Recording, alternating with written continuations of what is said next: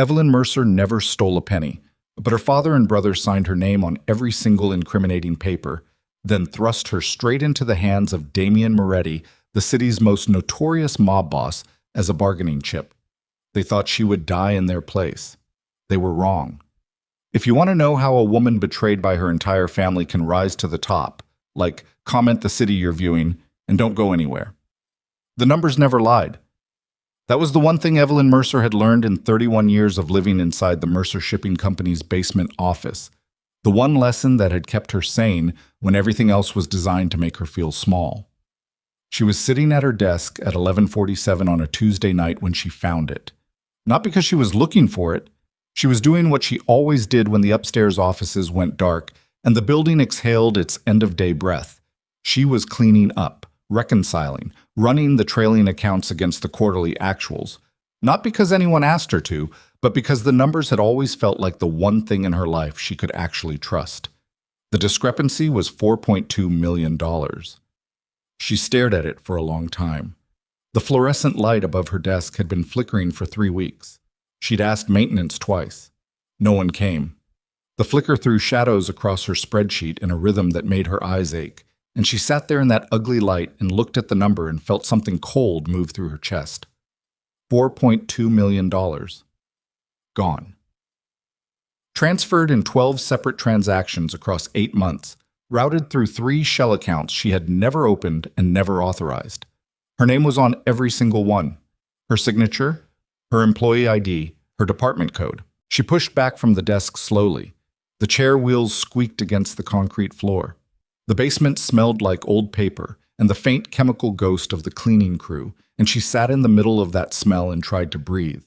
She told herself she was misreading it. She told herself the reconciliation had a gap, a lag, some timing error in the system that would flatten out in the next cycle. She ran the numbers again, then again. She pulled the original transfer authorizations and held the paper under the desk lamp and looked at her own signature, her careful slanted cursive, and felt her stomach drop 6 floors. It wasn't her signature, it was close. Whoever had done it was good. But the angle of the E was wrong, and the loop in the Y didn't close the way hers did, and the more she stared at it, the more certain she became that she was looking at a forgery so precise it would fool anyone who wasn't her. She was still holding the paper when her phone rang. The caller ID said, "Dad." She almost didn't pick up. Her father called the office maybe 4 times a year, usually to remind her that the quarterly reports needed to be submitted by a specific date she already knew, or to tell her, in that flat, dismissive tone he'd used her entire life, that she'd formatted something incorrectly. She picked up because she always picked up, because not picking up meant a conversation later that was worse than the one she was avoiding now. "I know," her father said before she could speak. "You found it." The sound she made was not quite a word. It was something involuntary, something that came from the bottom of her lungs. "Don't say anything on the phone." His voice was calm. That was the thing about Gerald Mercer. He was always calm, even when he'd told her mother she was leaving, even when he'd fired 3 department heads in a single afternoon, even now. "Come upstairs." "It's almost midnight." "I know what time it is." "Come upstairs, Evelyn." She went upstairs. The executive floor of Mercer Shipping was everything the basement was not. Dark wood, framed photographs of container ships, a bar cart that hadn't been touched since the last client dinner. Her father was standing at the window with his back to her when she walked in, and her brother Marcus was sitting on the edge of their father's desk with his arms crossed. And the moment she saw Marcus's face, she understood something had already been decided. Marcus was 3 years older than her and 5 inches taller, and had spent most of their shared childhood making sure she knew the difference. He had their father's eyes, pale gray, measuring, and a jaw that always looked like it was holding something back. He looked at her the way he always looked at her, like she was a problem someone else had forgotten to deal with. "Sit down," her father said without turning around. "I don't want to sit down. I want to know whose signatures those are on the transfer authorizations, because they're not mine." "Evelyn?" "They're not mine, Dad. I've been looking at my own handwriting for 30 years. Those aren't my signatures." Marcus uncrossed his arms. "Keep your voice down." "There's no one here." "Keep it down anyway." She looked between them. The cold thing in her chest had moved upward and was sitting at the base of her throat now. She'd grown up in the same house as these 2 men, eaten every Christmas dinner across from them, learned the architecture of their silences. And she knew this one. This was the silence that came after a decision, not before. "What did you do?" she said. It wasn't really a question. Her father finally turned from the window. Gerald Mercer was 63 years old and looked like a man who had never once doubted himself, which was, Evelyn had come to understand, the most dangerous thing a person could be. He was not large, but he filled rooms in a way that had nothing to do with size. He looked at her now the way you looked at a tool you'd already decided to use. "The company has a cash problem," he said. "It's been a cash problem for 2 years, you know that. I know the Q3 projections were, this is bigger than projections." He moved to the bar cart, didn't pour anything, just stood with his hand on the edge of it. "We borrowed from people who don't use banks, and the arrangement has reached a point where they want their money back, and the money we moved, that was to buy time." She felt the floor shift slightly beneath her. How much time? Not enough. He looked at Marcus. Something passed between them. Damien Moretti is aware that $12 million of his operating revenue was redirected through accounts belonging to this company. The name landed in the room like a dropped piece of steel. Evelyn had lived in this city long enough to know the name Damien Moretti the way you knew the names of weather systems and fault lines, things that were always there, that shaped the landscape, that you hoped never to be directly beneath. He controlled the eastern docks. He had interests in 3 trucking unions and a commercial real estate portfolio that was allegedly legitimate and demonstrably wasn't. People who owed Damien Moretti money did not, in the way of normal debtors, simply file for bankruptcy and start over. $12 million, she said carefully. The transfers I found were 4.2. Those were the ones you had access to. The silence that followed was the loudest thing she'd ever heard. "You used multiple accounts," she said. "You used my name on multiple accounts, and I only had visibility into one set." Neither of them denied it. She looked at her brother. Marcus was watching her with an expression she'd seen before but had never been able to name, something between guilt and relief, like a person watching someone else take the fall for something they'd been afraid of for a long time. "You forged my signatures," she said, "on $12 million worth of transfers from a Mafia account. Evelyn, don't." She held up one hand and was surprised to find it was steady. Her voice was not as steady as her hand. "Don't say my name like that. Don't say it like I'm being unreasonable." "We needed a name on the paperwork," Marcus said. "Someone in accounts. Someone whose role would make sense." "Someone you didn't care about losing," she said. No one corrected her. She sat down then, not because her father had told her to, but because her legs had decided they were done. She sat in the chair across from the desk and looked at the framed photograph on the wall. A Mercer cargo ship, the MV Constance, cutting through gray Atlantic waters, and breathed. "What happens now?" she said. "Moretti's people made contact 2 days ago." Her father's voice was the same as it had been since she walked in, measured, managerial. "They want the principal returned. We don't have it liquid." "So what are you offering him?" The silence again, longer this time. She looked at her father. She looked at her brother. She felt the shape of the answer before anyone said it, the way you sometimes feel the shape of a room in the dark before your eyes adjust. "Me," she said. Gerald Mercer set his jaw. "It's a temporary arrangement, a show of good faith. We give them someone with access to the books, someone who can... You're handing me over to Damien Moretti. You go in, you explain the accounts, you demonstrate that the company can make good on... You're handing me over." Her voice didn't break. She was faintly amazed by that. As collateral, as a representative, as a body. She stood up. "You're handing me over as a body, and you're hoping he takes it out on me instead of you." Marcus looked at the floor. Her father looked at her with those pale gray eyes, and did not deny it, and did not apologize. And in that moment, Evelyn Mercer understood something she had spent 31 years trying not to understand. These men had never seen her as a person. She had been useful in the way that a filing cabinet was useful, and now she was being used in a different way, and neither felt particularly different to them. "Tomorrow morning," her father said, "someone will come for you." She walked back downstairs. She sat at her desk. The fluorescent light flickered and threw its shadows, and she didn't move for a very long time. Then she opened her laptop. She pulled up every transfer record she could access, every shell account, every routing number.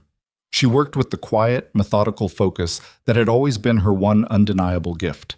The ability to sit inside a problem and map it with complete precision while everything around her was falling apart. By 3 a.m., she had a picture of the full architecture. 12 accounts, 19 months of transactions, 2 signatories, her forged name, and a secondary authorization code she didn't recognize that would take her longer to trace. She printed everything. She folded it into the lining of her coat. She did not run. Running would have been the obvious choice, and she had learned a long time ago that obvious choices in this family were punished, while quiet ones sometimes weren't noticed until it was too late. She went home to her apartment. She slept 3 hours. She came back in the morning. The car that arrived for her at 9 o'clock was black, long, and silent. The man who stepped out of it was neither large nor particularly threatening in the way she'd expected. Just a man in a dark suit with an expression that had no weather in it. The kind of expression that meant he'd delivered worse news to better people and felt nothing either time. Her father met her in the lobby. He adjusted his tie. He didn't hug her. He said, "Be cooperative, be useful. Don't make this worse." Then he stepped back and the man in the dark suit held the car door open and she got in. Marcus was standing at the top of the lobby stairs. She looked at him once as the car pulled away. He looked back. Then he looked at his phone. The city moved past the tinted windows in its morning rhythm. She watched it and kept her breathing even and felt the folded papers inside her coat lining with the inside of her elbow, just to make sure they were still there. The estate was 40 minutes outside the city. She'd seen it once in a property database she'd been cross-referencing for a different project, a 14,000 square foot structure set back from a private road, assessed at a value that was comically below market, the way all genuinely expensive things are when the people who own them are serious about not advertising it. Stone facade, high walls, the kind of property that appeared on maps, but not on the kind of maps people actually looked at. The gate opened without the driver touching anything. She counted the cameras as they pulled up the drive. 7 visible. She assumed double that not visible. She was brought through a side entrance into a room that was neither warm nor cold. A receiving room, she thought, which was a strange thing to think but accurate. A room designed to hold people who were neither guests nor prisoners for the duration it took someone to decide which one they were. She sat. She did not take off her coat. She waited 40 minutes. When the door opened, the man who walked in was not what she'd braced for. She'd built a version of Damien Moretti in her head over the long car ride, the composite of every bad thing she'd been told about him, smoothed into something monstrous. What walked in was a man in his late 30s, dark-haired, with a face that was more worn than cruel, and eyes that moved across the room the way a person's eyes moved when they were used to reading situations rather than people. He stopped when he saw her. Not dramatically. Just a fractional pause, the kind you made when what you were expecting and what was in front of you didn't match. He looked at her for a moment. Then he said, "You're Gerald Mercer's accountant." "I'm Gerald Mercer's daughter," she said, "and his accountant. He offered me both ways." Something shifted in Damien Moretti's expression. Not softening, more like sharpening, like a lens finding its focus. "Gerald Mercer," he said slowly, "sent me his daughter." "He sent you his scapegoat," Evelyn said. Whether those are the same thing was always going to be his call. He looked at her for another long moment. Then he pulled out the chair across from her and sat down, and folded his hands on the table and said, "Tell me about the accounts." And she looked at him, this man who had frightened half the city into compliance, this man her father had handed her to like a check written on someone else's bank account. And she opened her mouth, and she told him everything. The documents inside her coat lining, the forged signatures, the secondary authorization code she hadn't traced yet, but was fairly certain led somewhere that would make this situation significantly more dangerous for everyone in this room, including possibly the man sitting across from her. She watched his expression change as she talked, watched it move from controlled attention to something colder and more focused.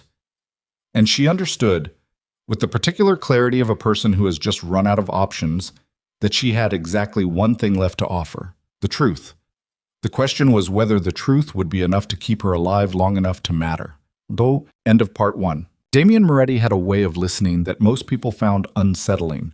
He didn't fill silence. He didn't nod along or make the small, encouraging sounds that people used to signal they were following.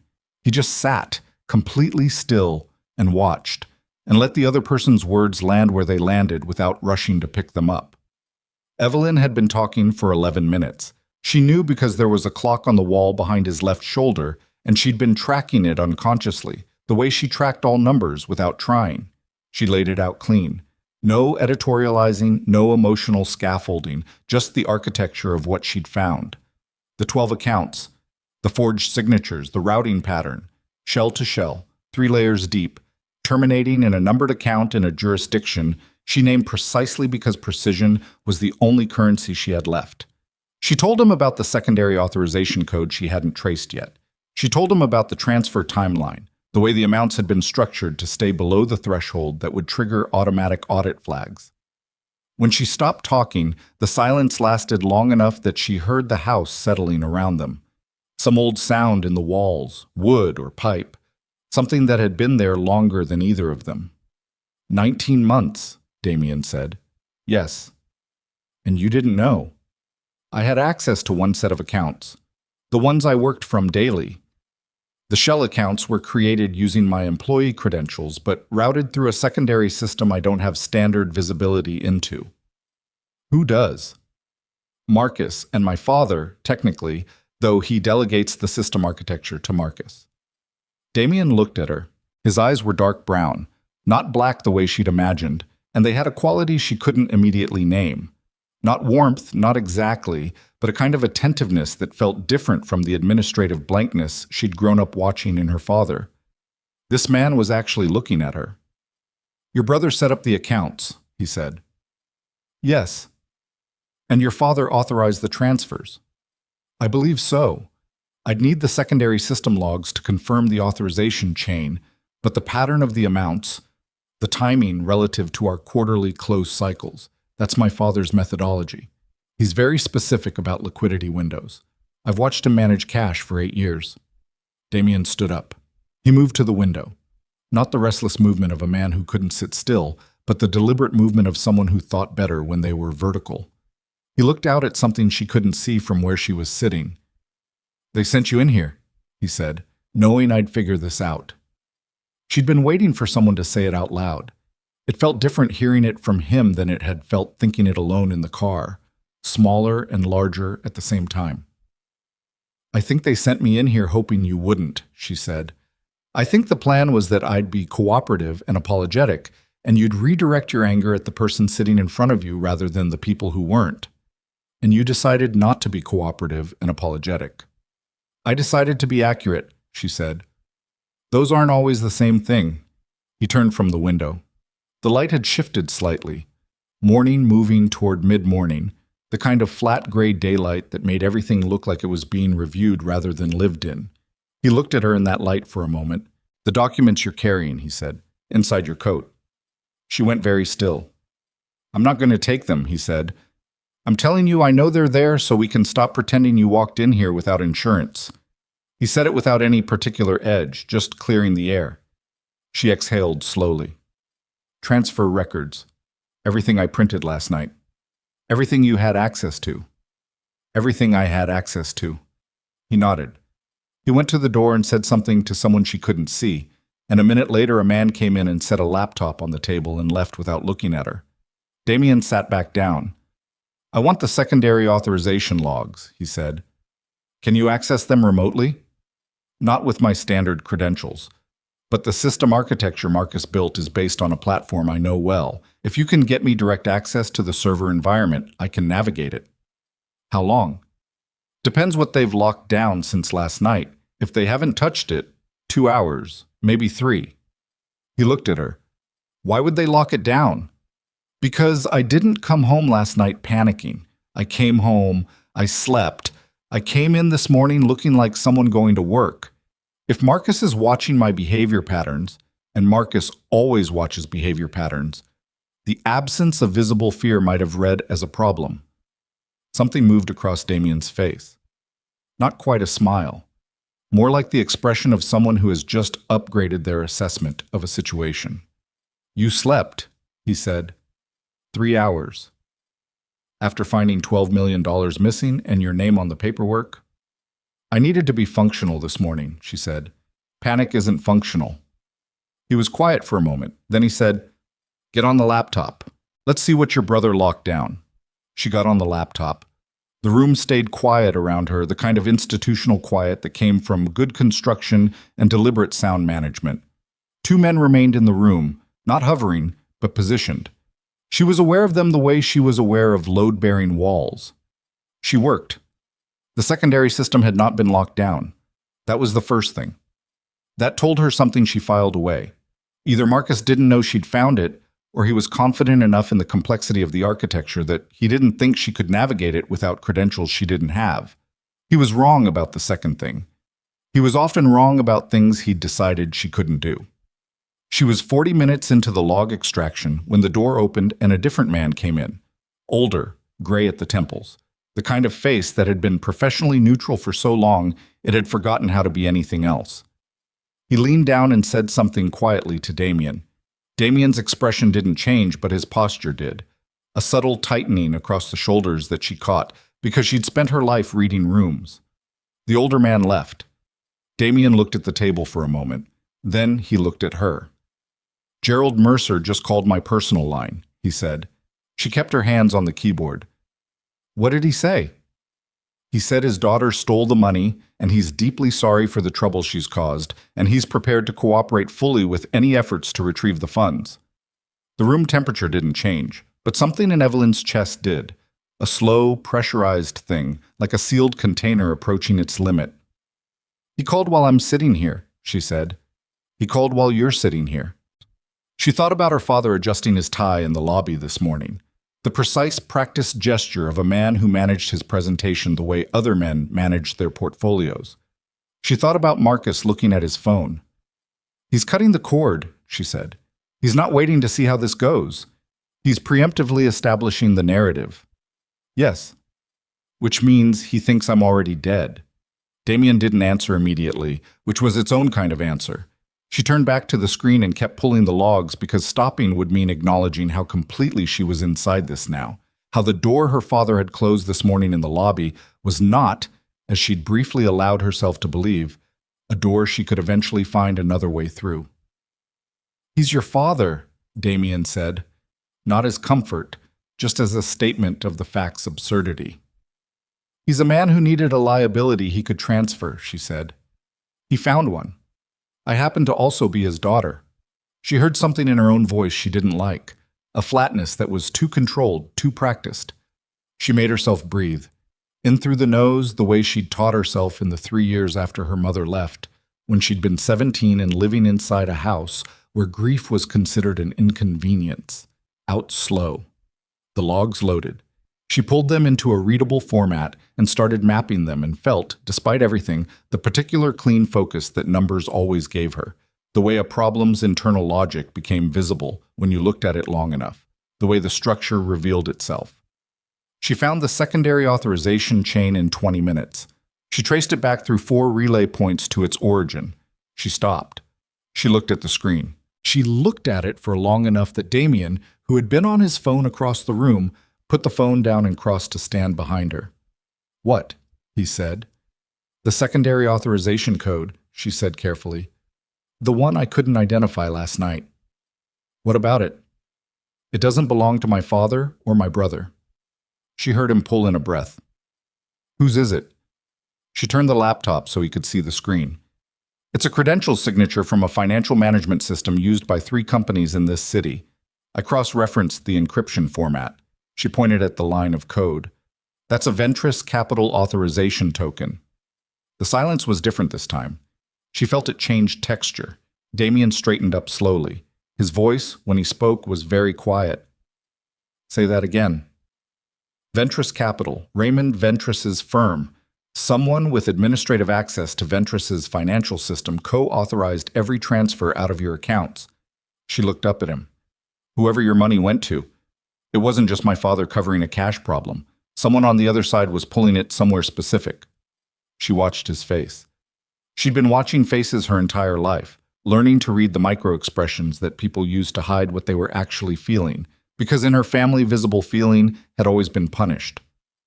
What she saw in Damien Moretti's face now was not anger, not exactly. It was recognition.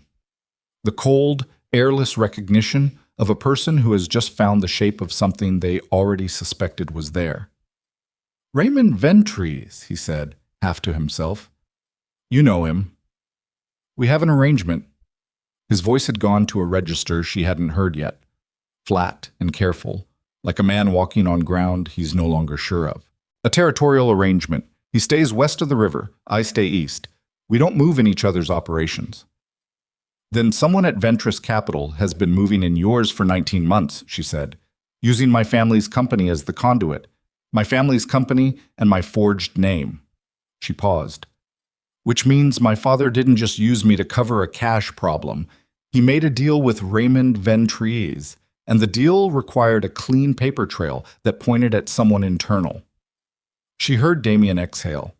It was a controlled sound, but not controlled enough, and she understood that she had just handed this man a piece of information that had changed the shape of his world in a direction he had not been prepared for. He stepped back from the table. He went to the door, and this time when he spoke to the men outside, his voice had changed completely. Same volume, but a different quality, the kind of quality that moved through a room ahead of itself. She heard movement in the hallway. More than one person. He came back. He didn't sit down. "I need you to pull everything," he said. "Every transaction, every authorization log, every routing record, everything you can extract. Can you compile it into something that can be presented?" "A forensic accounting summary. Yes, I'll need a few hours." "You have 4. He looked at her. "I'm going to need you to stay here while that happens." She looked around the room they were in. Stone walls, no windows, one door. "I wasn't under the impression I was leaving." "No," he paused. "But there's a difference between being held and being here because we both need the same thing right now." She considered that. "What do we both need?" "The truth on paper," he said, "with the right names on it." She looked at him. He looked back. Whatever she'd walked into this morning, whatever her father had designed this to be, she was no longer sure this was it. "Get me a second monitor if you have one," she said. "It'll cut the time." He almost smiled. It was a small thing, and it was gone fast, but it was there. The second monitor arrived in 4 minutes. She started compiling. She worked through the morning and into what felt like early afternoon, though she'd lost clean track of time in a room with no windows. Coffee appeared at some point, not asked for, just placed beside her, which she noted as a form of information. Someone had decided she was worth keeping functional. She drank it without looking away from the screen. The picture that emerged from the logs was worse than she'd initially mapped it. The Ventris connection wasn't peripheral, it was structural. The shell accounts her brother had built weren't a holding mechanism for redirected funds. They were a pipeline. Money went in as Moretti operating revenue. It moved through her family's accounts with her forged name cleaning the trail. It came out the other side as clean capital flowing into a series of investment vehicles that traced, eventually, to 3 companies Evelyn recognized as Ventris subsidiaries. $12 million.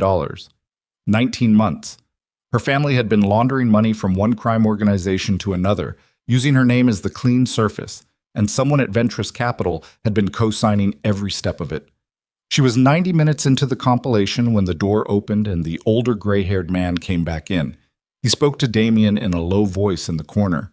Damien's head came up sharply. He said something short that she couldn't hear. The man left. Damien came to stand at the edge of her table. "Your brother called my office line 20 minutes ago," he said. She kept her eyes on the screen. "What did he want?" "He said he has additional documentation about the transfers. He wants to come in and present it personally." He paused. "He told my assistant he's ready to provide full cooperation and explain his sister's activities in detail." She stopped typing.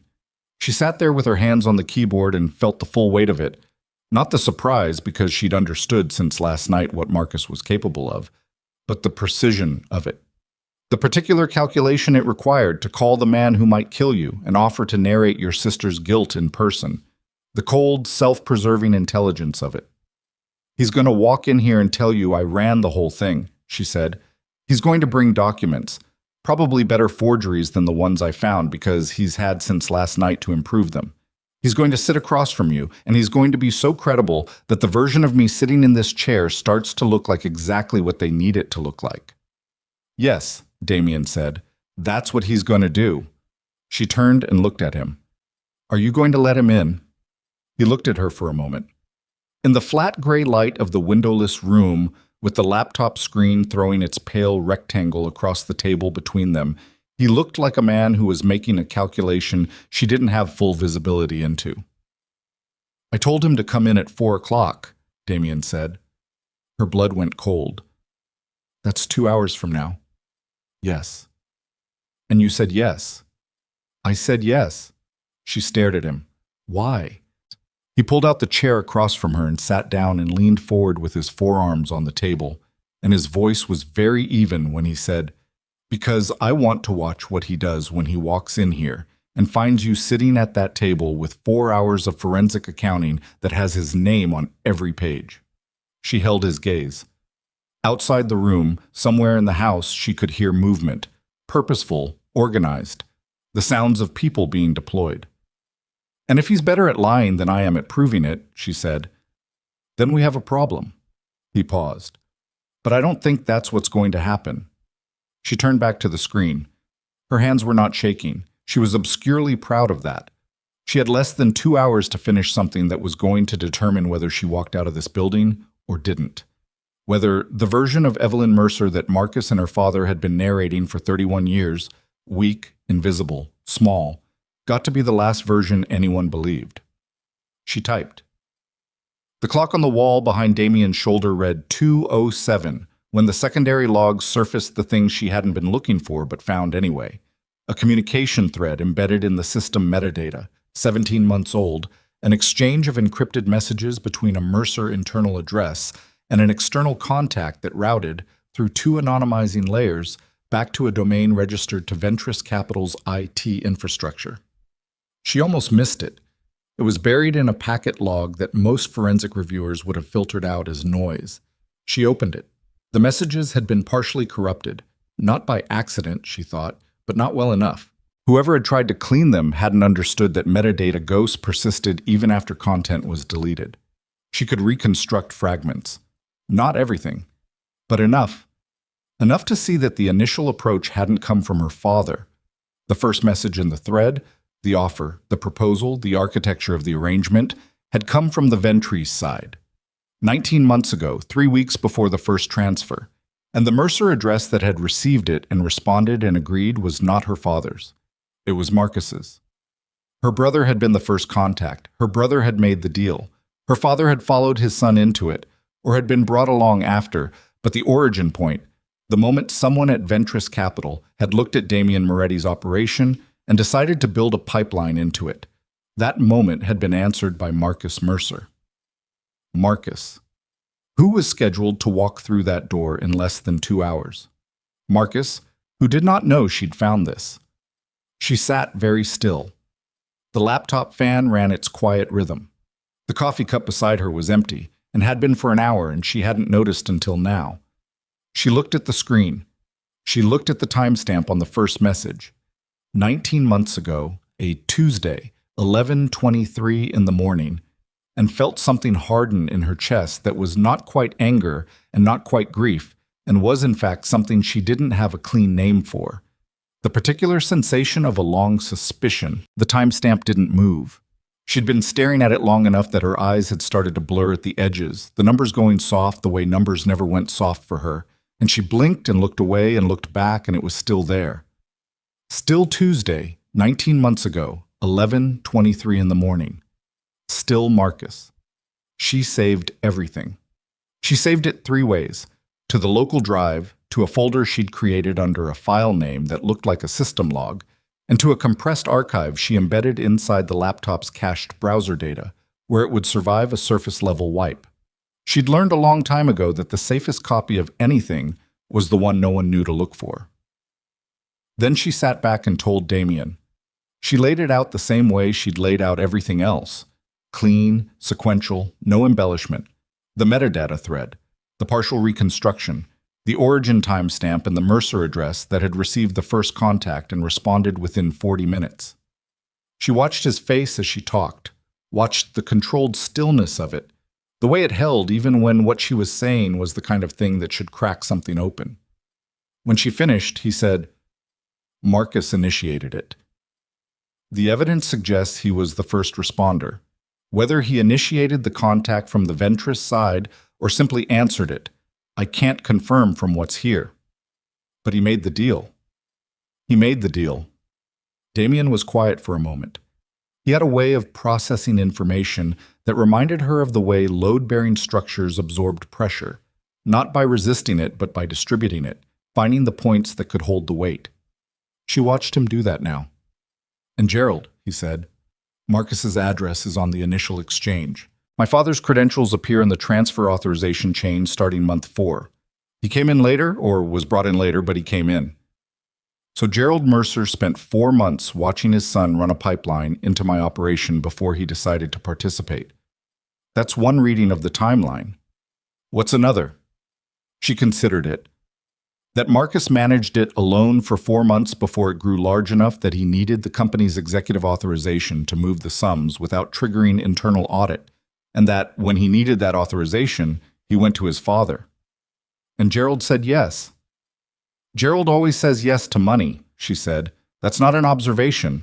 That's 19 years of first-hand data." Damien stood.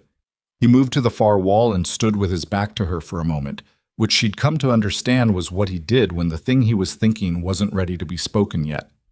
She left him there. She turned back to the screen and kept compiling. At 3:40, the gray-haired man came back. He had a name, she'd learned, Costello, though she didn't know if that was first or last or neither. He came in without knocking, which told her something about his position in the hierarchy, and he went to Damien and spoke in a low, rapid voice, and Damien's posture changed in a way she felt rather than saw. "He's early," Damien said. She looked at the clock. 20 minutes early. "He's not alone," Costello said, loud enough now that she caught it. "Brought 2 people. Says they're his legal counsel." She felt the shape of it immediately. Marcus bringing lawyers wasn't a gesture of good faith. It was a frame, the establishment of a formal context in which everything said could be recorded, witnessed, attributed. Marcus walking into this room with lawyers meant Marcus was walking in ready to make a statement that would exist in a form he could reference later, point to, use. He wasn't coming to confess. He was coming to file. "Let them in," Damien said. Costello left. Damien came back to the table and looked at her. "How complete is what you have?" 85%. The transfer chain is complete. The authorization logs are complete. The metadata thread I can present, but I'll have to walk someone through the reconstruction. It's not self-evident. Enough to counter whatever he brings. Depends what he brings. If he brings forged documents. Then yes, because forgeries have tells and I know what the real documents look like, and I can demonstrate the discrepancies. She paused. If he brings something I haven't seen yet, something built on a framework I don't have visibility into, then I don't know. Damien nodded slowly. He looked at the door. He looked back at her. "Don't say anything unless I ask you a direct question," he said. "Let him set up his position. I want to see the whole structure before we start pulling it apart." "Understood." "And Evelyn." He said her name with a particular weight, not unkind. "Whatever he says in here, whatever version of you he presents, don't react." She thought about 28 years of practice. "I won't." Marcus walked in at 3:43. He was wearing the gray suit he wore to important meetings. She knew it by the lapel width, which was slightly narrower than his others. He'd had his hair cut recently. He looked like a man who had spent the morning preparing, which he had. Behind him came 2 people she didn't recognize, a woman in her 50s with a leather portfolio and the posture of someone accustomed to adversarial rooms, and a younger man carrying a document case. Marcus saw her before he saw Damien. She watched the sequence of it. The door, the room, the table, her face. The half-second in which his prepared expression recalibrated. It was very fast and very small, and if she hadn't spent her life reading him, she would have missed it. He hadn't expected her to be at the table with a laptop. He'd expected her to be somewhere else in this building, somewhere without a laptop. He covered it. He was good at covering things. He shifted his gaze to Damien and extended a hand and said, "Mr. Moretti, thank you for agreeing to meet.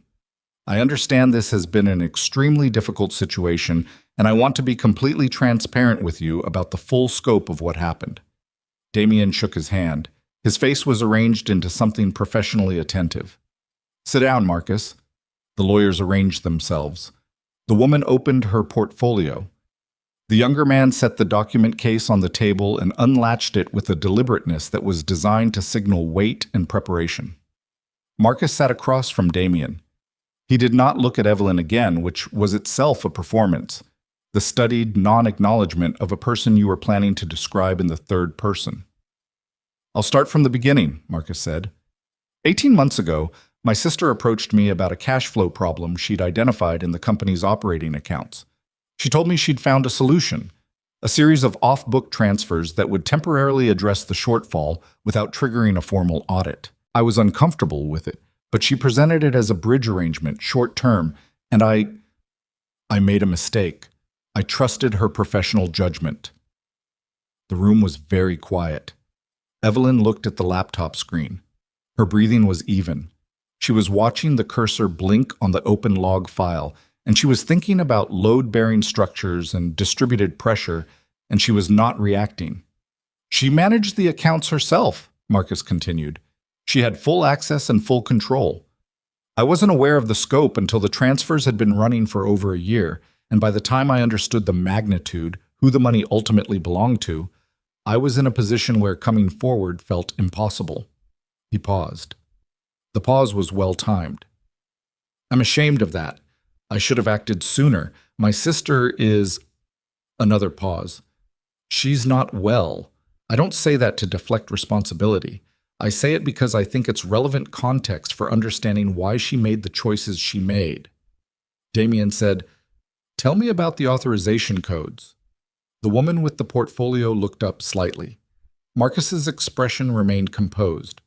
The transfers were authorized under credentials she had legitimate access to. She structured the documentation specifically to make the trail appear shared, but the origin of every decision was— "Which credentials?" Damien said. "Her employee ID and department authorization. And the secondary codes, the ones that co-authorize the routing to the third-party accounts." A beat. Short, almost imperceptible. "I'm not sure what secondary codes you're referring to." Damien looked at him. "The Ventress Capital authorization tokens." The silence was different from every previous silence in the room. It had a different density. She felt Marcus very carefully, not moving beside her peripheral vision. "I'm not familiar with the tokens that appear on every single outgoing transfer," Damien said. "The ones that trace to a domain registered to Ventress Capital's IT infrastructure.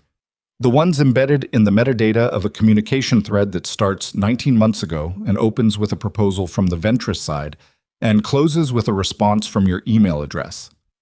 The woman with the portfolio stopped writing. Marcus's face did something complicated. She was watching it now, looking directly at him for the first time since he'd walked in, and she saw the recalibration happen in stages, the first stage being denial, fast and reflexive, and the second stage being assessment, as he measured the specificity of what Damien had just said against the possibility that it was a bluff, and the third stage being the moment he arrived at the understanding that it wasn't. He looked at Evelyn. She looked back. She kept her face neutral, the way he had kept his face neutral for the past 6 minutes. "She gave you that," he said. "Not a question." "I compiled it from the system logs," she said. "The metadata thread was in the packet data, partially corrupted but reconstructible." "That's—" He stopped.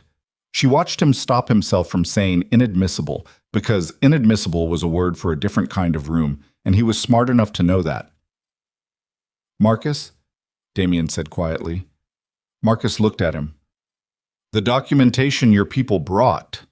Damien nodded at the document case. "I'd like to see it." The younger lawyer looked at Marcus. Marcus looked at the table. Something was happening behind his eyes that she recognized from childhood.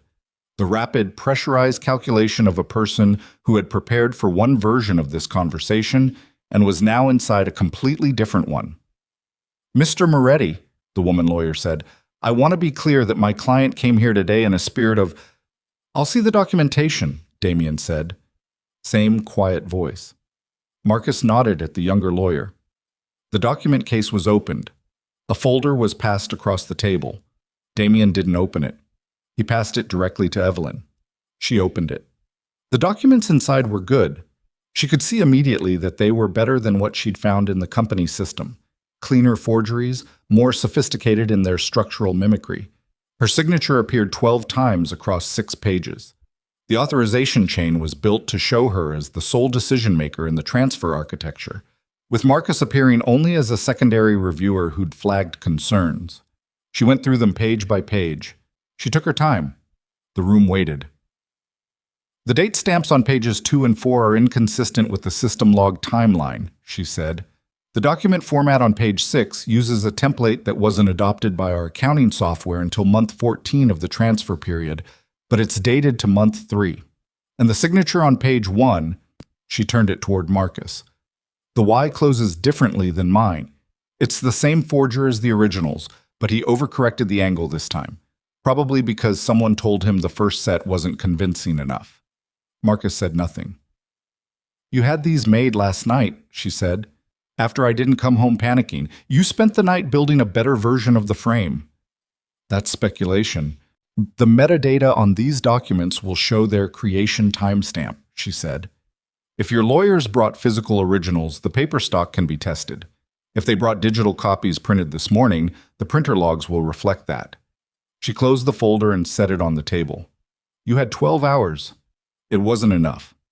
The woman lawyer said, Mr. Moretti, I strongly recommend— You can go, Damien said. She blinked. I'm sorry? You and your colleague, you can go.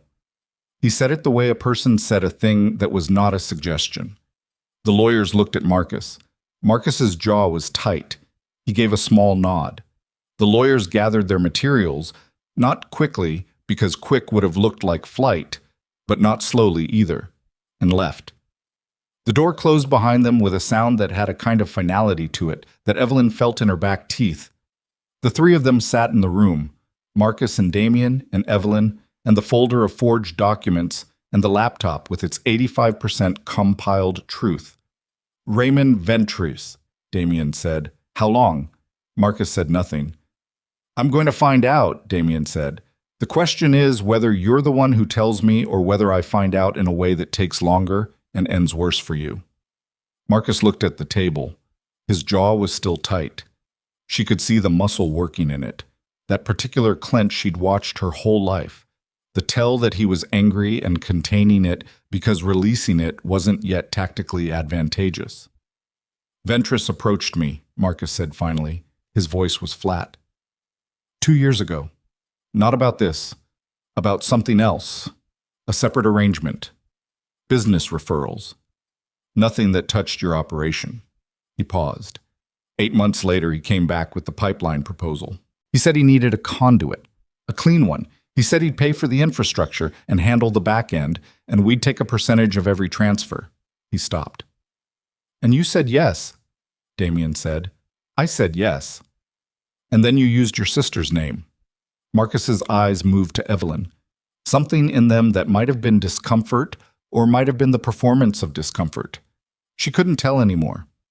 She'd lost the ability to read him clearly somewhere between last night and now. She had the right clearance level, he said.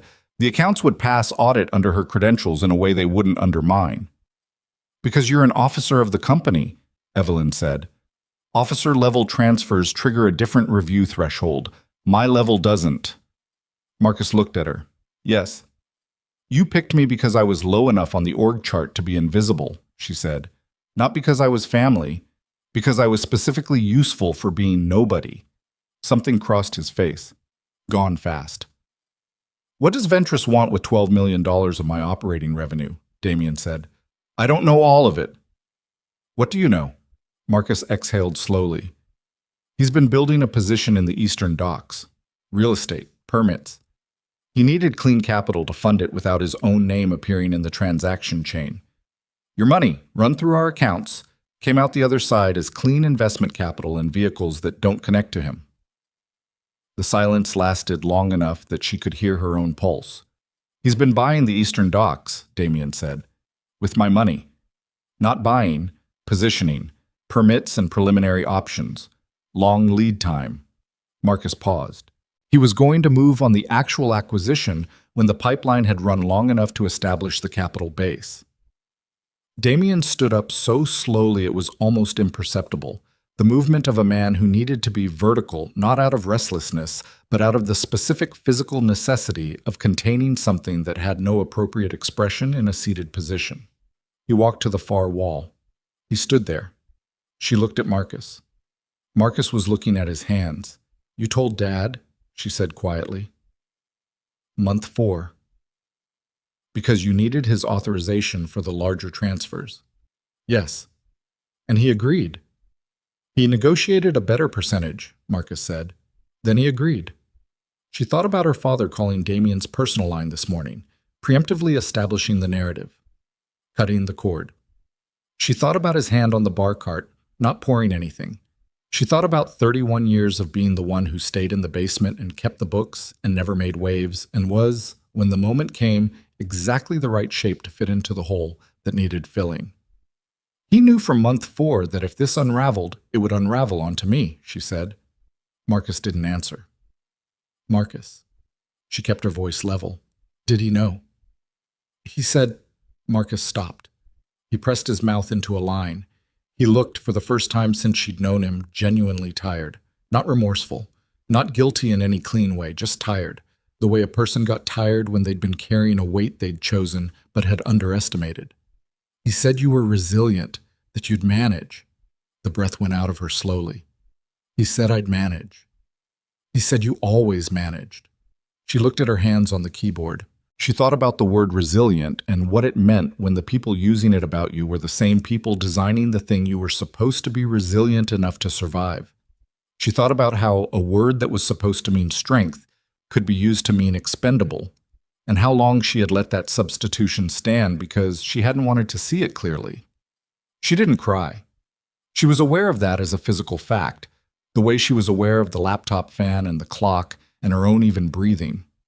She didn't cry because this wasn't new information. Not really. This was just the first time she'd heard it said out loud by someone in the room with her. Damien turned from the wall. He looked at Marcus with an expression she hadn't seen on him before. Not anger, something past anger, something that had moved through anger and come out the other side into a territory that was quieter and more absolute. "Call your father," he said. "Tell him to come in." Marcus looked up. "Gerald won't—" "Call him," Damien said. "Tell him we've resolved the confusion about the accounts, and we're ready to discuss the repayment structure. Tell him whatever you need to tell him to get him in this building within the next 2 hours." He paused. "Do not tell him she's here." Marcus looked at Evelyn. She looked back. "And if I don't," Marcus said. Damien picked up the folder of forged documents from the table. He held it up. "Then the second call I make, after the one to Gerald, is to the Federal Financial Crimes Unit, who have an open investigation into Mercer Shipping's Q3 through Q6 filings, which your sister has just provided me with 4 hours of forensic documentation on." He set the folder down. "And the third call is to Raymond Ventris to let him know you've been in this room explaining his pipeline architecture to me in exchange for—" He looked at Marcus with those dark, attentive eyes.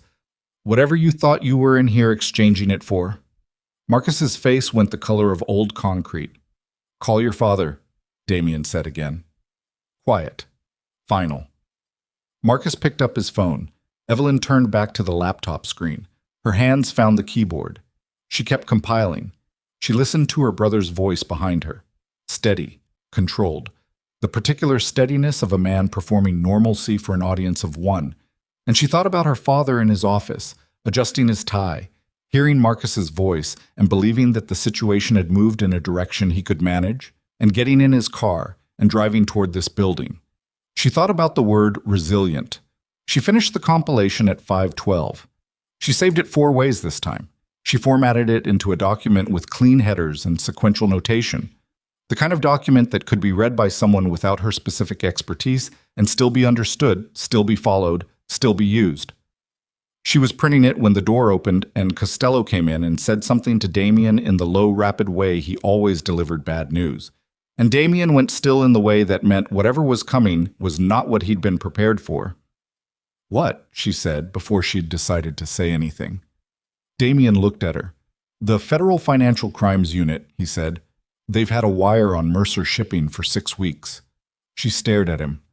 "They've been building a case," he said. "The agent running it called my attorney 20 minutes ago. Apparently they've been aware of the pipeline for 3 months. They've been letting it run to build the full picture." He paused.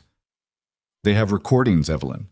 Phone calls, meetings, everything that was said in this building today."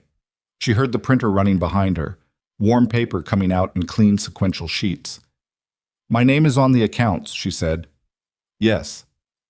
"If they've been recording for 6 weeks, everything we discussed today is on record," he said, "including your reconstruction of the authorization chain, including Marcus's confirmation." He looked at her with something that was not quite apology but was adjacent to it. "Including the part where you're sitting in my estate with access to my internal systems." The floor felt very solid beneath her feet. She focused on that, the specific solidity of it. "I'm going to look like I was part of this," she said, "even with the evidence I compiled. Because I'm sitting in the right building with the right man and my name is on $12 million in transfers and federal agents have 6 weeks of Evelyn." She stopped. Damien looked at her with those worn, attentive eyes. Outside the building, somewhere down the long private drive, she heard the sound of a car approaching. Her father's car, probably. Or someone else's. It was getting hard to tell what was arriving and what was already. The car sound got louder and then stopped. Evelyn looked at the printed pages in her hand, warm, clean, sequential, and made a decision that she didn't fully examine because examining it would have introduced doubt, and doubt was a luxury she had already spent her entire allocation of. She took the compiled document and folded it into her coat lining next to the original printouts from last night, and she stood up and she looked at Damien. "I need 5 minutes alone with my father," she said. "That's not going to happen. I know what you need from him, and I know how to get it faster than you do. 5 minutes, before your people bring him in here." Damien looked at her. The sounds of arrival were coming through the walls now. A door, voices, the particular acoustic signature of a guarded entry point processing an unexpected guest. "Why?" he said. "Because he doesn't know I'm here and you told Marcus not to tell him, which means he's walking in expecting a controlled situation." She held Damien's gaze. "Let me be the thing that makes it uncontrolled. 5 minutes before you come in. I'll get more out of him in 5 minutes of genuine shock than you'll get in 2 hours of formal pressure." He was quiet for 4 seconds. She counted. 3 minutes, he said. "Costello stays outside the door." She nodded. They put her in a different room. Smaller, same stone walls, a table and 2 chairs, and a light fixture that worked without flickering, which she noted as an improvement. She stood at the far end of the table and listened to the sounds outside the door, and made herself breathe slowly and thought about what her father's face was going to do when he walked through the door and found her. The door opened. Gerald Mercer stepped in, and his face did exactly what she'd known it would do. It went through its stages with a speed and transparency that she'd rarely seen from him. The prepared expression, which was composed and managerial, and then the recalibration, which took less than a second, and then the thing underneath, which was not quite fear, but was the closest she'd ever seen him come to it. A rapid, pressurized reordering of assumptions. He looked at her. She looked at him. He recovered fast. She gave him that. He was very good at recovering. "Evelyn," he said, the same tone as always, measured, a little tired. "I'm glad you're—" "Don't," she said. He stopped. "Don't do the voice," she said. "We don't have time for the voice, and I'm not going to respond to it the way I used to, so it's wasted effort." He looked at the room, the table, the chairs, the single door. He looked at her standing at the far end, and whatever calculation he was running behind those pale gray eyes, she could see it working. "You called him," she said. "This morning, while I was sitting in this building, you called Damien Moretti's personal line and told him I stole the money. I was protecting—" "Say that sentence again and mean it," she said. "Say it out loud and mean it and see how it sounds." His jaw tightened. He pulled out a chair and sat down. The gesture was automatic, the establishment of comfort and position, the physical grammar of a man who always tried to own the room he was in. She stayed standing. Marcus explained the situation to me, he said. I was trying to get ahead of it before I could explain the situation myself. She put her hands flat on the table and leaned forward. You called him 40 minutes after I left in that car. You didn't wait to see how it went. You didn't call Marcus to coordinate. You called Moretti directly, on his personal line, which means you had his number, which means the two of you have spoken before, which is not something Marcus mentioned and not something you've ever mentioned and is something I'd like to understand. The room was very quiet. Gerald looked at the table. Then he looked up at her. Sit down, Evelyn. No. I'm asking you to... I've been sitting down my entire life, she said. I sat down in the basement office for 8 years while you and Marcus ran the company 12 floors above me and pretended I didn't exist except when you needed my name on something. I'm done sitting down. He looked at her for a long moment. She watched him decide something. She could see the decision being made, the calibration of how much to acknowledge and how much to hold back, the particular arithmetic of a man who had spent 63 years managing situations rather than inhabiting them.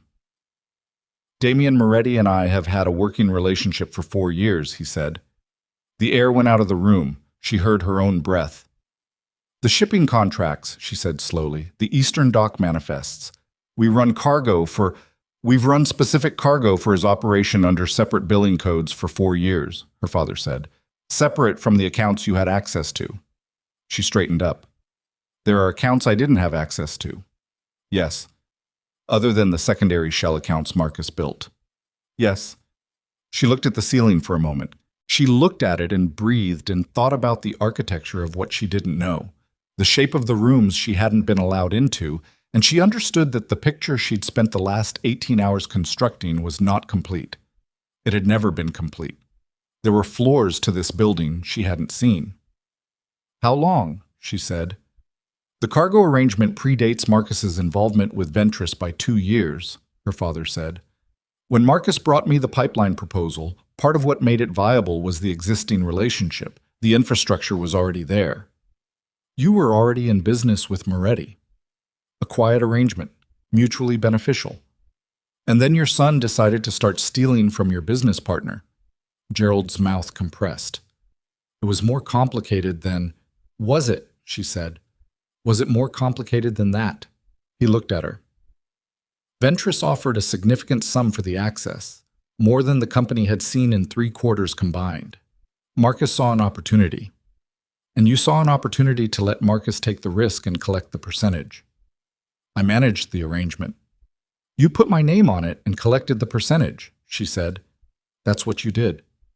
He was silent. When did you decide it would be me? She said. Was it before Marcus set up the accounts or after? Did you suggest it or did he? Evelyn? When? She said, louder than she'd intended. The word hit the stone wall and came back. Gerald Mercer looked at his daughter across the table. Across the distance of 31 years, across 8 years of basement office and flickering fluorescent lights and reports submitted on time and signatures rendered irrelevant, and he said, "It was my suggestion." She had known it would be. She had known since last night in some part of herself that she hadn't let speak. But hearing it said was different from knowing it, and the difference lived in her chest like something with weight and temperature pressing outward. You suggested my name, she said carefully. Your clearance level was appropriate. Your position made the trail. I'm not asking for the operational rationale, she said. I know the operational rationale. I compiled it. I've been looking at it for 18 hours. She pressed her hands harder against the table. I'm asking whether you thought about what would happen to me. The silence lasted a long time. I thought you'd manage, he said. There it was again, that word. She'd heard Marcus say it earlier, and it had been bad, but this was worse because this was the source of it. This was where the word had come from. A father looking at his daughter and deciding that her capacity to absorb damage was so reliable, it had become a resource. Get up, she said. He looked at her. What? Get up. We're going. Evelyn, I don't think you understand the position where... The door opened. Damien walked in. 3 minutes, he'd said, and it had been 3 minutes. And whatever the expression on his face meant, it was not the expression of someone arriving to observe. Costello was behind him. Another man behind Costello. Gerald Mercer stood. He turned and looked at Damien with the composed, managerial expression he'd been reaching for since he walked in, trying to locate the version of the situation that he could manage. "Damien," he said, "I think there's been some confusion here that we can—" "Gerald," Damien's voice was the flat, quiet voice. "How long have you known Raymond Ventris was building a position in my Eastern operations?" Gerald's face went very still. "The cargo arrangement you had with my operation," Damien said. "The manifests. You've been running cargo for me for 4 years, which means you know the docks, you know the personnel, you know the permit structure." He moved to the table and set something on it. A single sheet of paper that Evelyn recognized as a printed email, the header redacted. "That's a communication between your company's logistics coordinator and a property acquisitions firm. The acquisitions firm is a Ventris subsidiary. The communication describes, in operational detail, the permit filing schedule for 3 eastern dock parcels that my organization holds options on." Gerald looked at the paper. He didn't pick it up. "You were sharing operational intelligence with Ventris," Damien said. "Not just running the pipeline. You were telling him where to move." The room had gone very cold. She felt it as a physical thing, the temperature of the specific silence that happened when a situation achieved its worst possible shape. "The pipeline wasn't enough," she said. She heard her own voice from a slight distance, the way you heard your voice when you were working something out as you spoke. "The money was the capital base, but Ventris needed to know where to deploy it. Which parcels, which permits, which pressure points in your operation were the most exposed." She looked at her father. "You told him." Gerald said nothing. "You were working for both of them," she said. "You had the cargo arrangement with Moretti, which gave you access to the operational map, and you had the Ventris deal, which paid you for the intelligence. And Marcus's pipeline was the money supply that made the whole acquisition viable." She paused. "You weren't caught up between 2 arrangements. You built the bridge between them." She watched something happen in her father's face that she had never seen there before. Not guilt. She didn't think Gerald Mercer experienced guilt in the standard configuration, but something like the expression of a man who has been navigating between 2 cliffs for a very long time and has just realized that both of them have noticed him. Damien looked at Gerald with those dark, attentive eyes, and when he spoke, his voice had no weather in it at all. "Where is Ventris right now?" Gerald said nothing. "Gerald, I don't know his schedule." "You called him," Damien said. "This morning, after you called me." "Costello." He didn't look back at Costello. "Pull the cell tower data." Costello left. Gerald Mercer sat back down in the chair. He did it slowly, the movement of a man whose body had decided something before his mind caught up. He sat and looked at the table, and for the first time in Evelyn's memory, he looked like what he was, a 63-year-old man who had made one decision too many and had arrived at the consequence. "He's at the Alderton building," Gerald said.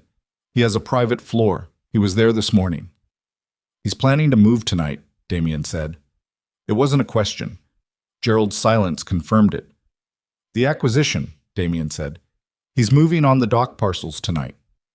The permit filings were timed to Gerald stopped. He pressed his mouth shut. "Time to what?" Damien said. The silence was its own answer. She worked it out as it sat there. The timing of the pipeline, the capital base accumulation, the intelligence on the permit structure. 19 months. The arrangement had been running exactly long enough to build what Ventris needed to execute a same-night acquisition across multiple parcels simultaneously, the kind of coordinated move that was impossible to counter once it was in motion, because by the time the target organization understood what was happening, the filings were already recorded. "He's moving tonight," she said. "And you called him this morning to tell him the pipeline had been discovered, and he should accelerate the timeline." Gerald closed his eyes. Damien's hand came down flat on the table. Not a slam. Controlled. Precise. The physical punctuation of a man who was done with the preliminary section of this conversation. The sound of it went through the room like something structural. "Marcus," Damien said to the door. Marcus appeared in the doorway. He'd been outside, but Waiting, she understood, positioned to be seen when Damien wanted him seen. He looked at his father. Gerald looked at Marcus. The look that passed between them had 30 years of history in it, and not a single useful piece of information for either of them now. "Both of you," Damien said. "You're going to stay in this building while I deal with Ventress. Whether you're here as guests or as something else when I get back depends entirely on what I find at the Alderton building tonight." Gerald looked up. "Damien, if you move on Ventress directly, he's been moving on me for 19 months using your family as the instrument," Damien said. "I'm going to return the courtesy. The difference is I'm going to do it in one night. He has people. He has significantly more. I know what he has." Damien looked at Gerald for a long moment. "I know more about Raymond Ventress's operation than he thinks I do. I've known something was moving on the eastern docks for 6 weeks. I didn't know the shape of it until today." He glanced at Evelyn. "Until your daughter built me the shape of it in 4 hours with a laptop and documents your son tried to bury." Gerald looked at her. She didn't look back. She was looking at Damien. "I'm going with you," she said. "No." "The Federal Wire," she said. "They've been running it for 6 weeks. If you move on Ventress tonight without a clean legal framework around what you're doing, everything captured on that wire becomes evidence in a case that includes your name at the center of it. You need the forensic documentation I compiled to be the lead instrument of this. Filed, submitted, formally presented before you take any other action. Otherwise, you're just 2 crime organizations fighting over dock property, and the federal case captures you both." Damien looked at her. "I have lawyers. Your lawyers weren't in this room today. They don't have the chain of custody on the documentation I compiled. I do." She held his gaze. "I walk into the federal building with that documentation tonight, voluntarily, before your operation moves on Ventress. You're a cooperating party providing material evidence. You're not a target." She paused. "That's the difference between tonight ending with Ventress losing his acquisition and tonight ending with both of you losing everything." The room was very quiet. Damien looked at her for a long time. She looked back. She was aware of her own heartbeat in a way she didn't usually let herself be aware of it. That solid, pressurized rhythm that meant her body understood the stakes, even when her voice was keeping them out. "And you," he said, you walk into the federal building with documentation that has your name on $12 million in transfers. I walk in voluntarily with a full reconstruction of the authorization chain, the forged signatures, the metadata evidence identifying the real decision makers, and 4 hours of forensic accounting that establishes my role as the victim of the scheme rather than its architect." She kept her voice level. "That's a different conversation with federal agents than the one my father was building for me this morning." "It's still a conversation with federal agents." "Yes," she said. "It is." He looked at her. She looked at him. Behind her, she could hear her father breathing, that slightly labored breath of a man sitting with the weight of what he'd done and the additional weight of watching his daughter dismantle it in real time with tools he'd spent 30 years convinced she didn't have. Damien said, "Costello." Costello appeared. "Get the car. Get Chen on the phone." He looked at Evelyn. "Chen is my legal counsel. You'll speak to him before we go anywhere." "Understood." "And you?" He looked at Marcus and Gerald. "If either of you makes a phone call in the next 6 hours, I will know about it before you finish dialing. Sit down and don't move." Gerald Mercer looked at his daughter one more time. She met his gaze. She held it for exactly as long as it took her to understand that she had nothing left to say to him tonight. That whatever words existed for this moment were words she would have to find later, in a different room, after this was over, if it was ever over. She picked up her coat, the papers inside the lining pressed against her ribs. She followed Damien out of the room. The hallway was bright after the stone room. LED overhead lights, clean floors, the particular ordered energy of a building whose inhabitants had just shifted from waiting to moving. Men she hadn't seen before were moving with purpose in both directions. The coordinated urgency of people who had received instructions and were implementing them. She walked through the middle of it and kept her pace even, and her breathing controlled, and felt, for the first time since 11:47 the previous night, like she was not being moved by the current of other people's decisions, but was moving on her own. The car was outside. Chen was on the phone. A rapid, precise voice that asked her 3 questions in 60 seconds and got 3 precise answers and said, "Okay, don't say anything else until I'm in the room with you." She got in the car. Damien got in beside her. The gate opened. The private road unrolled ahead of them in the evening light, and the city waited at the end of it. And somewhere in the city, Raymond Ventris was in a building on a private floor, preparing to execute a move 19 months in the making that he believed was already done. He didn't know yet that the woman whose name he'd used as wallpaper for his pipeline was sitting in a car with the man he'd been stealing from, with 4 hours of forensic documentation folded inside her coat, moving toward the federal building at a speed that was going to get there before his permits. The federal building on Carver Street had a lobby that smelled like industrial cleaning fluid and old coffee, the particular institutional smell of a place that processed human problems in volume and didn't have the budget to make that processing feel dignified. Evelyn had been in the building once before, 7 years ago, for a routine compliance interview related to a Mercer shipping audit. She remembered the lobby being smaller than it looked from outside.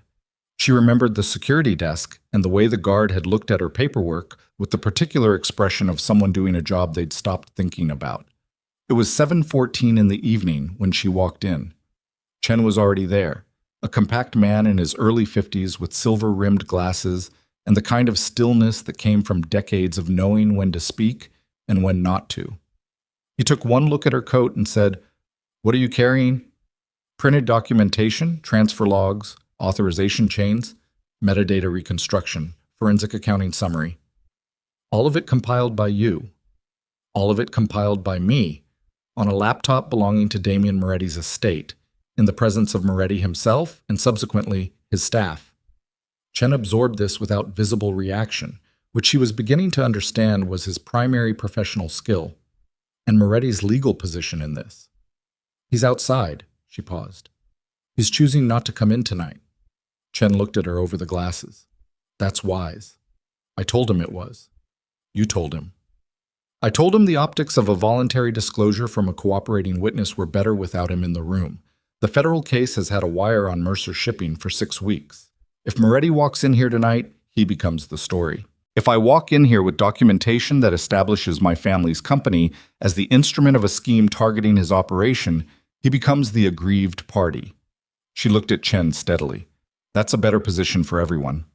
Chen was quiet for a moment. "You've thought about this carefully." "I've had a long day." He almost smiled. It was very brief. "Stay close to me and don't answer anything directly. Let me frame the context before you present any documentation." He started walking toward the security desk. "And Evelyn, whatever they ask about your role in the transfers, you say nothing without me in the room. Nothing." "Understood." The agent who met them was named Reyes. She was in her late 30s, dark-haired, with an economy of movement that suggested she'd been doing this long enough that every gesture served a purpose. She looked at Evelyn the way Evelyn had expected to be looked at, with the specific attentiveness of someone who has been building a picture for 6 weeks and has just been handed a new piece. They went to a room on the 4th floor. Not an interrogation room, a conference room, which Chen had apparently requested, and the distinction mattered. A table, 6 chairs, a whiteboard that hadn't been erased from the last meeting. Someone had left a coffee mug with a dried ring inside it. Evelyn set her coat on the table and began removing the documents from the lining. Reyes watched her do it. "How much do you have?" Reyes said. 18 months of transfer records complete. Authorization chains tracing to 3 principles. Forensic accounting summary in accessible format. Metadata reconstruction of a communication thread establishing the initial arrangement between Marcus Mercer and a contact at Ventris Capital. She set the last stack of papers on the table and looked at Reyes. "And the original forged transfer authorizations with my signature, which I can demonstrate are forgeries through a comparative analysis I'm prepared to walk you through." Reyes looked at the stacks. She looked at Evelyn. "You compiled all of this today." "Starting at approximately 11 last night and finishing at 5 this afternoon, yes." "While in Damien Moretti's estate?" "While in a room with a laptop and a second monitor that were provided to me, yes." "And Moretti knew what you were compiling?" "Moretti directed me to compile it," she said. "He wanted the full picture. I wanted the full picture. Those interests aligned." She met Reyes's gaze. I'm aware of how that sounds. I'm also aware that the documentation I've brought you tonight is more complete than anything you've been able to build from the wire in 6 weeks, and that the authorization chain I've reconstructed names people and positions and a capital pipeline that your existing case probably doesn't have in this level of detail. She paused. So I'd suggest we focus on what I've brought rather than the room I was sitting in when I compiled it. Chen put one hand briefly on the table between them. Not quite a gesture of restraint, more like a quiet marker. Evelyn stopped talking. Reyes looked at the documentation for a long time. Then she said, "Give us an hour." They left. Chen and Evelyn sat in the conference room with the stacked papers and the dried coffee ring and the unease of people who have done the thing they came to do and are now waiting to find out what it costs. Chen said, "You know they're going to pick up your father and brother tonight." "Yes, and you understand that the wire they've been running means there's recorded material you don't have visibility into, recordings that might include conversations you weren't present for." "I understand." "If those recordings capture anything that contradicts the narrative established by your documentation, they won't," she said, "because the narrative established by my documentation is accurate. I didn't steal anything. I didn't authorize anything. Every decision in this chain was made by my father or my brother or Raymond Ventris, and the documentation establishes that." She looked at her hands on the table.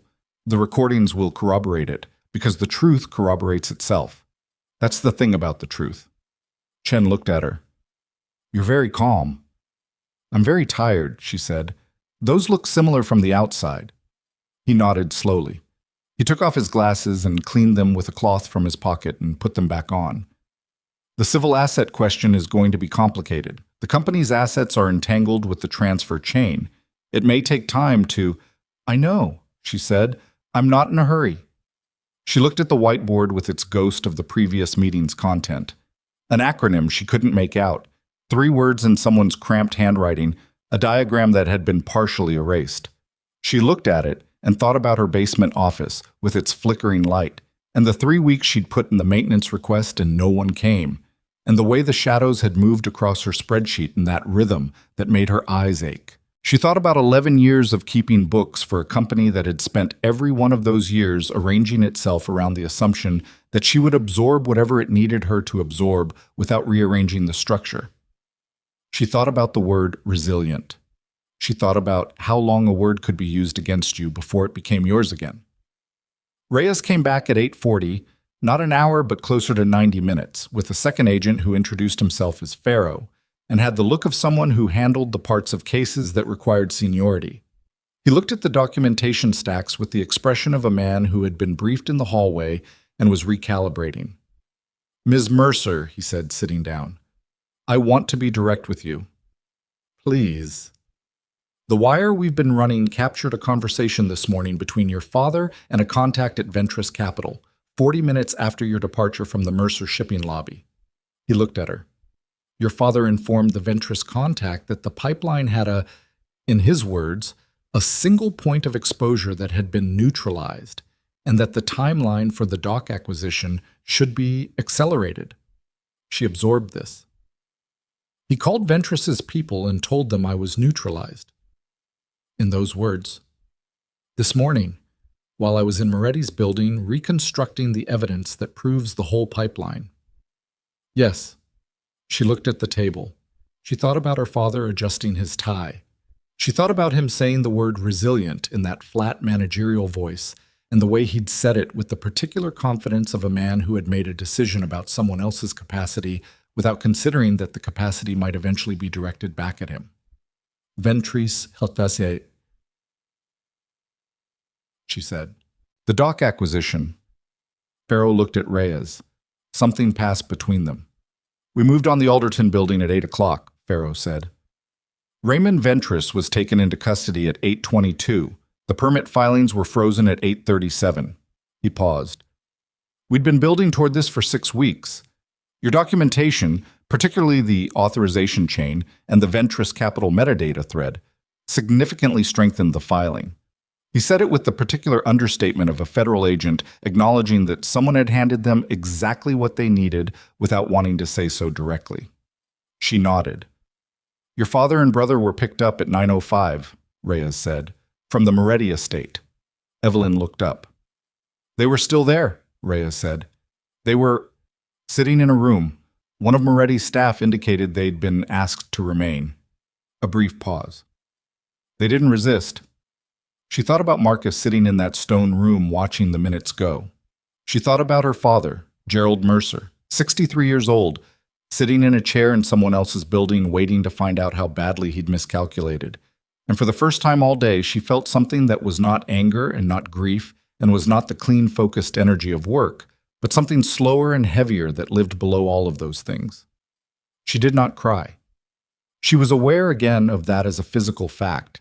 She didn't cry because she had spent too much of her life deciding not to cry in rooms where crying would have been interpreted as weakness, and the habit had calcified into something else now. Not the suppression of feeling, but the knowledge that feeling had its own time and its own room, and this was not it. What happens to the company? She said. That's a civil process, Farrow said. It'll take time. The assets connected to the transfer chain are subject to review. Anything demonstrably clean. The operating company is clean, she said. The core shipping operation, the manifests, the carrier contracts, the dock leases, none of that was touched by the pipeline. Marcus kept it separate deliberately because contaminating the operating company would have triggered the kind of audit that would have surfaced the transfers earlier. She looked at Farrow. I can demonstrate that separation. I have 8 years of comparative records. Farrow looked at her. Ms. Mercer, do you understand that you've just made an argument for preserving an asset that, under normal circumstances, you would stand to inherit as a principal family member following criminal proceedings against your father? I understand, she said, and you're making that argument voluntarily. I'm making it because it's accurate, she said, and because there are 47 people who work for that company who didn't steal anything and who are going to be looking at unemployment in 6 months if the civil process doesn't distinguish between the clean operation and the contaminated accounts. She paused. I know all 47 of them. I've been in the basement for 8 years. I know who has kids in school and who has a sick parent and who has been with the company since before I was born. She looked at the whiteboard. So yes, I'm making that argument. The room was quiet for a moment. Then Farrow said, We'll need you available for further interviews, multiple sessions. The documentation you've provided will need to be formally processed, and you'll need to walk our forensic team through the reconstruction methodology. I know that could take weeks. I know. And in the interim, you should be aware that your status as a material witness means, I know what it means, she said, not impatiently. Just with the flatness of a person who has already mapped this territory and doesn't need the tour. I've been doing this all day. I understand the landscape. Farrow looked at her for a moment. Then he looked at Reyes and something passed between them again. Some small acknowledgement, some adjustment of the working picture they'd been building of Evelyn Mercer, 31-year-old accountant, basement office, forged signatures. She felt the picture change. She felt it shift into something more accurate. And she noted that it felt different than she'd expected. Not triumphant, not even particularly satisfying, just correct, like a number finally reconciling. She walked out of the federal building at 10:22. The air outside was cool and damp, the particular quality of city air in early autumn when the heat has finally broken and the nights remember what they're supposed to feel like. She stood on the steps and breathed it and felt the weight of the documents leaving her coat lining. She'd surrendered them inside, all copies, retaining only the encrypted digital version she'd embedded in the laptop before she left the estate, and the coat sat differently on her without that weight. Lighter. She noticed that. Damien's car was at the curb. She'd half expected it wouldn't be. She'd half expected the car to have been a calculation that had completed itself when she went through those doors and become someone else's problem. She stood on the steps and looked at it for a moment. Then she walked down, and the window came down, and Damien was looking at her from the back seat with those dark, attentive eyes and the expression he had when he was waiting to calibrate. Ventris, she said, in custody. I heard 20 minutes ago. The dock acquisition is frozen. Yes. The permits filed tonight are void pending the federal proceeding. She looked at him. The eastern docks are still yours. He was quiet for a moment. For now. For longer than that, she said. The documentation establishes the acquisition attempt as a direct product of the pipeline fraud. Ventris Capital doesn't have a clean claim on anything they tried to move on tonight. She paused. I told them that upstairs. They know it. Your lawyers will know it by morning. He looked at her. You argued my position to federal agents. I argued the accurate position, she said. It happened to be yours. Something moved across his face. Not the almost smile from earlier, something different, something that had more weight behind it. He reached across and pushed the car door open. She got in. They drove without talking for a while. The city moved past the windows in its nighttime configuration. Streetlights and headlights, and the lit windows of buildings full of people who had no idea what had moved through the Eastern Dock District tonight. What had been built and dismantled and rerouted in the space of one very long day. She watched it and felt the tiredness in her body as a specific physical inventory. Her eyes, her lower back, her hands, which had been on a keyboard for most of the past 20 hours and were stiff in a way she'd have to address before tomorrow. What do you need? Damien said. She considered the question. It was a different kind of question than the ones she'd been answering all day. It didn't have a forensic answer. Sleep, she said. And someone to fix the fluorescent light in my office. It's been flickering for 3 weeks. He was quiet for a moment. You're going back. The company is still operational. The 47 people who work there still need someone to keep the books. She looked at the passing city. And the civil process is going to require someone on the inside who knows the accounts and can demonstrate the clean separation. That's me. She paused. It was always me. That part wasn't wrong. They just used it wrong. He said, the company is going to look different when the civil process finishes. I know. Your father's interest will be subject to forfeiture proceedings. I know.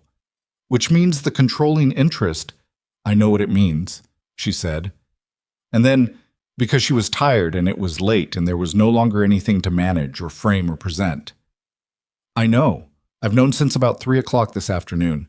I ran the scenario in my head while I was finishing the compilation. She looked at him. The company, cleaned and restructured, legally operated. It could be viable. It was viable before any of this. The shipping contracts are real, the carrier relationships are real, the operating margins before the pipeline were healthy. She paused. It would need oversight. It would need someone with the right framework to make sure it stayed clean. Someone like me, he said. Someone with the right kind of interest in keeping the Eastern Dock operations legitimate, she said carefully. And the right kind of relationship with the carrier networks and the dock labor to make the operation function at the necessary scale. She looked at him. That could be a formal arrangement, a legitimate one. He looked at her. In the moving light of the city, his face was very clear. Not handsome exactly, but definite, the kind of face that had been tested and had held its shape. You're proposing a business arrangement, he said.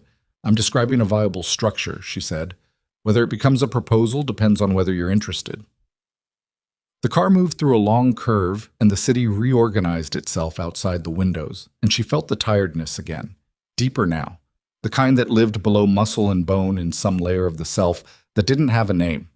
She felt it and let herself feel it, which was different from how she'd been managing herself all day, and the difference was noticeable.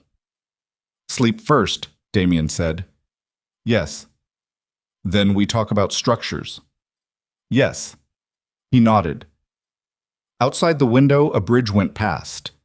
The Callaway Overpass, which crossed the eastern tributary and marked the informal boundary between the financial district and the dock neighborhoods. She watched it go and thought about all the times she'd crossed it in the Mercer Company car, heading to the basement office, heading home, heading between the 2 points that had defined her geography for 8 years, without ever considering that there was territory outside them. The months that followed were not easy in the way that the word resolution sometimes implied. They were working months, litigation months, months of depositions and document reviews and forensic interviews that ran long and left her with headaches that lasted days. The federal case moved at the pace federal cases moved, which was to say deliberately, with the particular institutional patience of a system that had learned not to rush things it intended to make stick. Gerald Mercer pleaded guilty to 8 counts of financial fraud and conspiracy in the 11th month. He did it on a Tuesday morning in a courtroom on the third floor of the federal building, in the same building where Evelyn had walked in with her coat lining full of documents. She was not in the courtroom. She knew the moment it happened because Chen called her and said 2 words, "It's done." And she was standing in the middle of the newly restructured Mercer shipping accounting floor when she heard it, surrounded by the sound of people working, keyboards and phones, and the hum of the building doing what it was designed to do. She stood in the middle of that sound and held the phone and breathed. Marcus received a separate disposition, a cooperation agreement that reduced his exposure in exchange for testimony regarding the Ventris pipeline architecture. He would serve time, less than he should have, by Evelyn's private accounting, but the federal math wasn't hers to determine. She learned this from Chen, not from Marcus directly.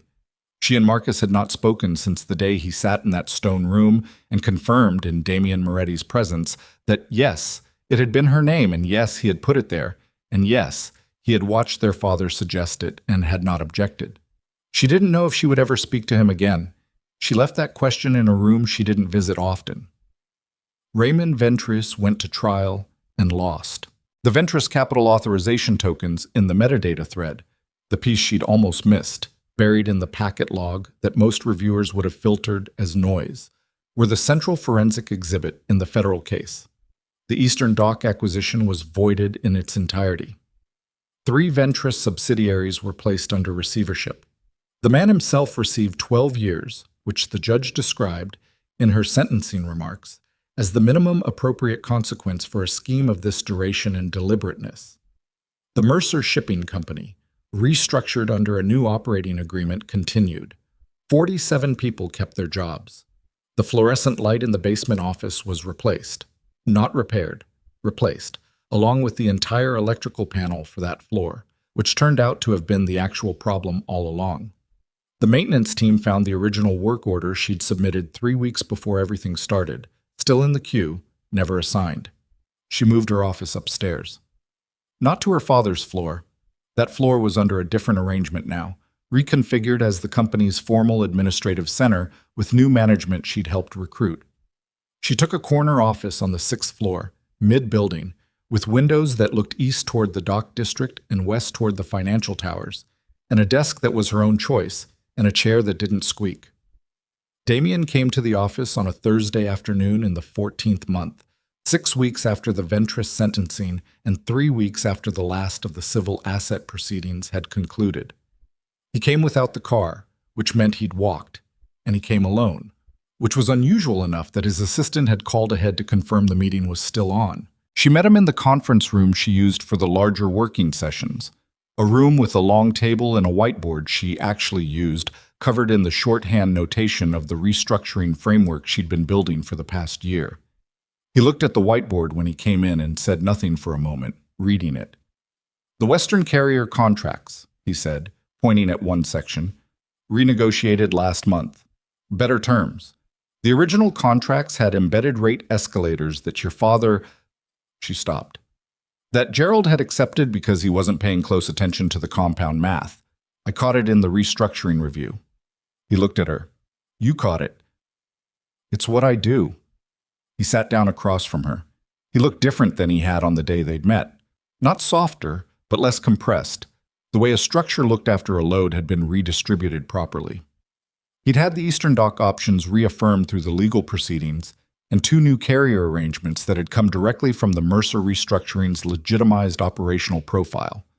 The arrangement between them was formal, documented, reviewed by 3 sets of lawyers and 2 compliance firms. It was the cleanest thing either of them had ever put their name to. "I want to talk about the Harmon Street property," he said, "the dock acquisition target. Ventris's original target. The permit options are available for new filing now that the receivership has cleared the Ventris claim." He set a folder on the table. "I want Mercer Shipping as the filing entity, with me as the development partner." She looked at the folder. She opened it. The numbers were clean and the structure was sound, and she could see immediately that he'd had someone put real work into it. Not the rushed architecture of the Ventris pipeline, but something built with patience and attention to the long math. "The dock labor agreements," she said. "Have you spoken to the union rep?" "Meeting next week?" "Take me." He looked at her. I know 3 people on that negotiating committee, she said. I've been doing the payroll accounts for their pension fund for 6 years. They'll talk differently in a room where I'm present. She looked at the folder. Better terms. Faster agreement. He was quiet for a moment. Then he said, You know, when your father brought you in on that first morning. She looked up. I expected someone apologetic, he said. Someone who'd been sent to absorb damage. I've had people sent to me that way before. They all have the same quality. Like they've already decided what's going to happen to them. She waited. You didn't have that quality, he said. I was terrified, she said. I'd been awake since 11 the night before, and I had forged documents with my name on them, and I was sitting in a room in a building with 7 visible cameras, and I didn't know if I was going to walk out. I know, he said, but you didn't have that quality. She thought about the chair wheels squeaking on the concrete floor in the basement, the folded papers inside her coat.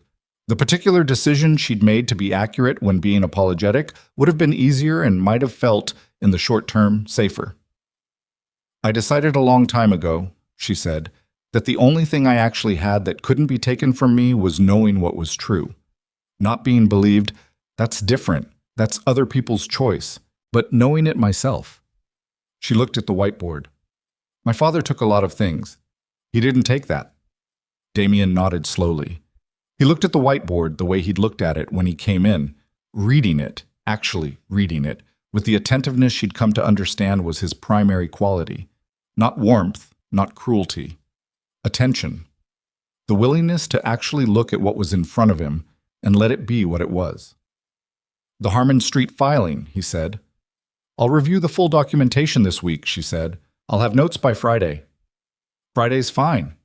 She closed the folder.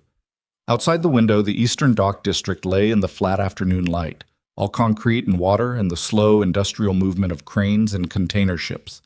The MV Constance was visible at the far berth, the ship from the photograph in her father's office, the one she'd stared at on the worst night of her life. It was still running, still carrying freight, still arriving and departing on its own schedule, indifferent to the human architecture that had shifted beneath it. She watched it for a moment. Then she turned back to the table. There was work to do. She did it.